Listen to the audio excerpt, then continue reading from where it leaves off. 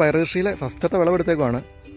ഇതാണ് ഈ പ്രാവശ്യം ഉണ്ടായ ആദ്യത്തെ പയർ. ഞാനും അമ്മയും മാത്രമേ വീട്ടിലുള്ളൂ, അതുകൊണ്ടാണെങ്കിൽ ഇത് ഇത്ര പറിച്ചെടുത്തുള്ളൂ. ഇത് മതി നമുക്കൊരു നേരത്തേന്. ഇതേ നമ്മുടെ പയറിൽ കായൊക്കെ ഉണ്ടായിക്കൊണ്ടിരിക്കുകയാണ്. ഇനിത് ഇഷ്ടമാതിരി കായ ഉണ്ടായിക്കോളും. ഇപ്പം പൂത്ത് തുടങ്ങിയിട്ടേ ഉള്ളൂ. ആ മഴയും മാറി വെയിലും ആയിട്ടുണ്ട്. വെയിലായി കഴിഞ്ഞാൽ പയർ കൂടുതലായിട്ട് പൂക്കുകയും ചെയ്യും. മഴയാണെങ്കിൽ പൂക്കലൊക്കെ കുറവായിരിക്കും.